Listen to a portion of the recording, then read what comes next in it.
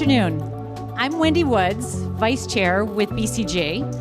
We're at the House of Beautiful Business, and I'm joined by Justin Maguire, Chief Design Officer with Salesforce. Justin, thank you for joining me today.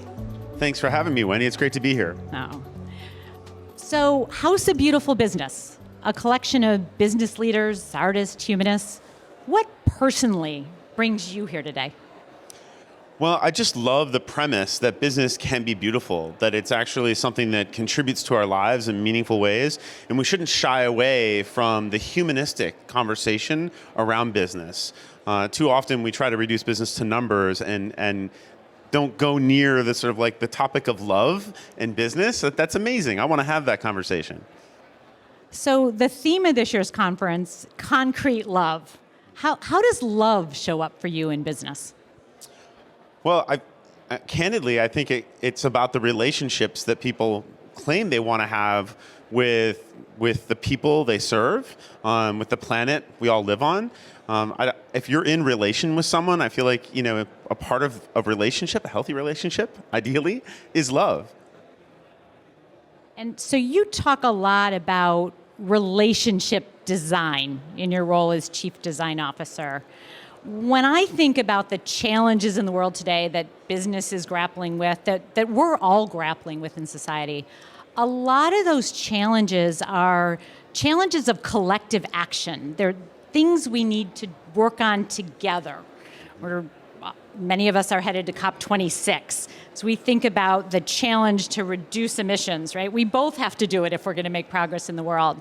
How does relationship design, how does your view on love and relationship influence problems of collective action in the world? I love this question, and what I love about it is that it gets at the idea, I think, that's misrepresented in this, which is that there's a way. Right, we're dealing with humans, and when you talk about being in relation to other people, I think that starts with a profound curiosity and taking a deep interest in other humans. So what does it mean, like the idea of collective action in a country like the US, which has such a grounding sort of bedrock idealism around individuality, is quite different than other societies where the idea of a collective is intrinsic to their value set. So the way we need to approach that as we really come into a global business environment, it isn't one, it's not a singularity, right? It actually has to come together in different ways for different people. And when we talk about designing for relationships, a first foundational part of that is actually a deep understanding of groups and individuals. Understanding and appreciation, listening, those are a lot of the words I've been hearing today. You seem to be starting in your relationship design from places like that. Am I understanding you? That's right. And I think, the design function in the world, right, often talks about human-centered design and the idea of empathy and asking why 5 times. And yet, we still often don't actually live out those values. We talk about them, but we still, because businesses like to reduce things to an empiric, a data set that's a number, right? And reducing a human to a number is a very quick way to remove humanity from the conversation. And we have to get more comfortable with the messy part of humanity. We just heard from the former CEO of Wikipedia, and the idea that there isn't a singular truth, right? That we all hold different truths, and if we force ourselves to arrive at a singular truth, a one data set, that you actually then focus on where we're not aligned, right? As opposed to coming together and recognizing the messy individualism, the messy part of humanity, not to shy from that, but to actually embrace that. And I think we're at a time, frankly, where we've never had better tooling to enable us to do that, right? Because trying to address both a collective and an individual at the same time is a scale problem. And things like AI, things like machine learning, things like co-creation, tools for listening, we've never had better tool sets to enable us to actually do that kind of work. So we are getting so much better about the tool sets that we have, the progress we can make in so many ways. So in business, what's still missing to grapple with the messiness and the problems that we have? What's wrong? What's missing? I'll stay on that slightly negative track for just a minute. I want to explore that with you. Well, when we talk about relationship design, one of the founding mindsets for us, and it's a word that I think is also missing from how companies talk about relationships to their employees, relationships to their customers, relationships to the planet, is the idea of reciprocity, right? Healthy relationships have reciprocity. They're not one way. And yet that's not how business talks about the relationships they have as being one way. Either what they can do for someone or what they're going to get back, but not both sides of that at the same time. And reciprocity often either relies on, potentially enabled by transparency and accountability and those kinds of things. How would you react to those kind of words? Accountability is a really important part of that, right? Just think about any relationship you have, right? Accountability, like you feel accountable to the relationship and you want that other person to feel accountable to you, right? And that accountability in the business context historically has been around numbers, right? Behaviors follow incentives. And if the incentive structure is purely about money, you see a certain set of behaviors, right? And when the incentive structures are purely around a specific number or data set, right? But what we don't see is a recognition of the soft numbers in that, right? Social forces, right? There's social accountability that drives certain behaviors, right? You won't do certain things because people are watching or you don't want to be judged, right? There's all manner of social drivers for behavior that we need to think more deeply about how we enable in the context of a business, as well as KPIs and sort of numeric values. So things like sustainability, we're coming into a time where there are different kinds of measures that are driving behavior in businesses beyond just revenue. And how do we get more of that qualitative nature into things? You talked about the number side of things, and frankly, as we think about environment and climate, those are areas that we are better at measuring the numbers. And you're talking about those things that are more subtle, less tangible, less maybe prone to numerics, as you're saying. How do we think more about the transparency, the accountability on some of those softer things, some of those more humanistic things, some of those more S-type things, social things? As funny as it sounds, there's an old adage, which is you can't fix what you can't measure, right? And so when you look at, if you were to sort of be a fly on the wall in most boardrooms and most C-suites of companies and look at the dashboards or the data sets, what are the things they're looking at that they're making decisions based on? And they are not inviting people whose job is to measure those softer metrics into that conversation. There is no dashboard for that kind of data in most companies, right? They are absolutely just not doing it. So in some ways, it comes to another, actually, of our mindsets for relationship design, which is intention, right? Bringing intention. It starts with just wanting to actually do it, right? There's ways to do it. There are people whose expertise is looking and asking those questions and coming back and sharing that. But you have to start by inviting it into the conversation. Making space for that in the conversation. That's right. Making the space for it, right? You have to show the intention to want to know the answer. Like, it's not a mystery. You can ask those questions. There are people whose job in the world it is to answer those kinds of questions, to go out and help you understand. And we're just not doing that, right? It's just not part of the conversation. So I mentioned we're at the House of Beautiful Business. I can't go without asking the question, for you, is business beautiful? Can it be beautiful? Should it be beautiful? I think it can be. Not to be glib, but beauty is in the eye of the beholder. So again, I think the question comes back to, are we listening to how others experience our business, right?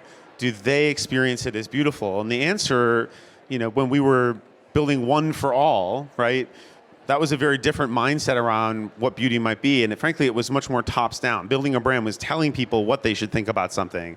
And nowadays, we have the ability to build discrete things for every human on the planet and to listen to them discreetly for their feedback, right? And so I actually think the fundamental problem facing companies to make business beautiful is how they scale their listening, right?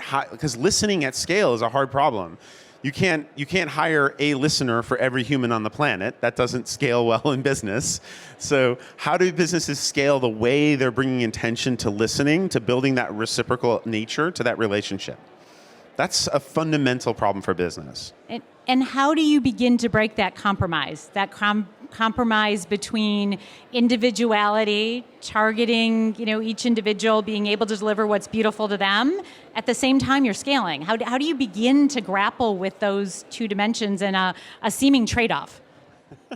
I don't have all the answers. I think we are collectively in the middle of answering that question as a group of people here, as practitioners.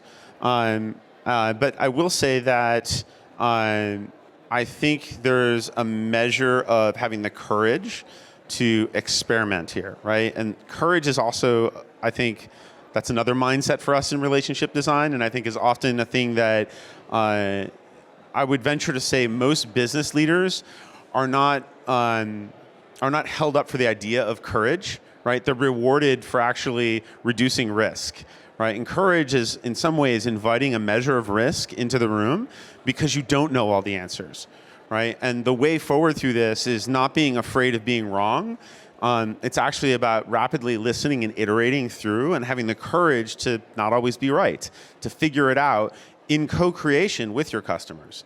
There's also, the way in which we listen. Has evolved, right? I mean, social media has created one-to-one direct channels. AI is enabling us to take unstructured data, unstructured feedback across almost any medium and to normalize that in a way that is consumable at scale, that helps us identify patterns, to listen more deeply, to hear the voice in the crowd who's saying something's not right. And again, we just have to bring the intention to listening, to building out that tooling. Who in your organization is chartered with that, right? Are you building that? How are you listening? These are questions I often ask companies that I meet with when they're looking to understand how to step into this new world. And it's not a gotcha question, right? It's a question that's genuine, and it's meant to actually provoke the thought process of how might we. You're using some words that I don't often hear in business, words like courage. What would enable more courage in business, or alternatively, what's preventing more courage in business today? Quarterly profits prevent that. Candidly, most of the problems we face these days are things that are macro. They're very big. The reason they still persist and haven't been taken on is because they're not something you're going to solve in a quarter, right? You have to take a longer view. And how companies set themselves up to both attend to the requisite near-term requirements of their business without totally dropping the ball on the long term, right? I don't know if that's courage. I just think that near-term focus is a force acting against people's capacity. Because when I talk to business leaders, it's not that they don't want to do that. It's not like they don't care about the planet or ethics or, many business leaders now are even those that weren't awake are now awake, right? They get it. They know this is a thing, but they feel trapped by the constructs that they live in right now, around quarterly revenue, around how to report out, also around the fear of being wrong, right? I mean, like talking about religion and politics in business, like those are almost axioms of things you don't do. And yet you're being asked as a business leader to step into those conversations, to take a stand, which is very frightening, right? In a world where business leaders have been brought up to believe they only get one chance to make a mistake. So if we think long-term for a minute, and we think multi-generational, and you think about the world that you would like to see future generations live in. And then you think about how you would hope they describe you, right, in your contribution to building that world. How would you want them, or how do you hope that they will describe you in building that world? Whew. There's a part of me that wants to reject that question outright because it feels so arrogant to answer it, to be honest. I asked for a hope. I didn't ask for a guarantee.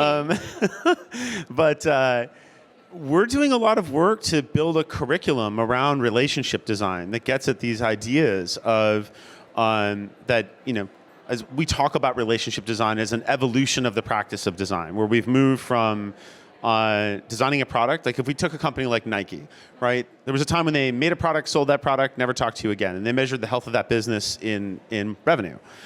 Then we all lived through the change to service design, where we have multi-touch point ecosystems. And in addition to revenue, we looked at adoption. Is anyone using this service? As we step into relationship design, we're looking at engagement. And we have to start considering things like ethics, social responsibility, sustainability. As we talk about caring for people, product, and planet, those are the three relationships to manage.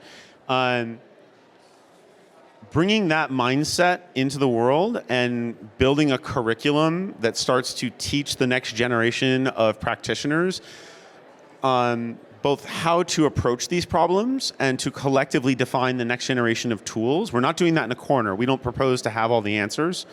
But framing the problem, I think that's something that I would hope to be recognized for. And that's, I think, in many ways, the legacy that I would hope to leave, because I didn't go to school taking classes on ethics or sustainability, right? Those are not core topics in the curriculum of design when I studied design. So, and yet they are central to what our customers and what our planet and what our companies are looking for us to really shepherd and care for and help bring through the machinery of business. So we have been using a number of unusual words today, and I think that's very important, right? Some will tell us that we act as we think as we speak. If you think about the annual reports that you read or the quarterly calls, the investor calls that you hear, what's the word that's missing that you wish was there? I spoke about it earlier. For me, it's reciprocity. Businesses need to think about reciprocity. In any relationship where you're transacting, and that's whether it's with your employees, you're getting something from your employees, what are they getting back? And it's not a paycheck, right? That's not the notion of reciprocity that exists in that relationship. What are you doing for the planet? How are you taking care of community? You're getting stuff back from them, right? And we see this show up on hundreds of ways for companies right now, but they're unsure how to navigate it, right? You see companies like Microsoft or Google who realize, oh, we should help our employees get to work. Great, we're going to build bus lines to bring them in. And yet, like the impact on the communities that they pass through, right, and the infrastructure that's leveraged were sort of secondary, maybe not considered parts of the equation. And so things like consequence scanning, right, when you think through the relationships you want to have and the reciprocal nature of them, and how your actions are going to play out in that reciprocal nature long term, for communities that you interact with, for the planet itself, for your customers, for your employees. There's so many dimensions to that idea of reciprocity, and it's a big idea, and it's central to relationships, and it's just utterly missing from the conversation in corporate America. I hear you broadening the concept of reciprocity. It's not just your customers, it's not just your employees, it's not just the community you operate in most closely. I think I hear you talking about a very expansive definition of reciprocity in terms of the impacts and the engagement of business. Mm-hmm. Is that right? Totally. I mean, it's an expansive idea of what a relationship is, or more importantly, who you're in relation with, right? We exist in relation to our community, to the planet, to each other as colleagues, to individuals, to groups, to collectives, to companies, to those outside the company that we serve, right? That we exist in relation. Humans exist in relation, right? As much as there are certain people who may want to go live in a cabin in the woods, right? They have that cabin. Not most of us. Right, that's not most of us, and even those people are only able to do that because infrastructure enabled them to have the goods to go build a cabin in the woods, right? Justin, we need to wrap up, but thank you so much for joining us today. So great to be here. Thank you so much for the conversation.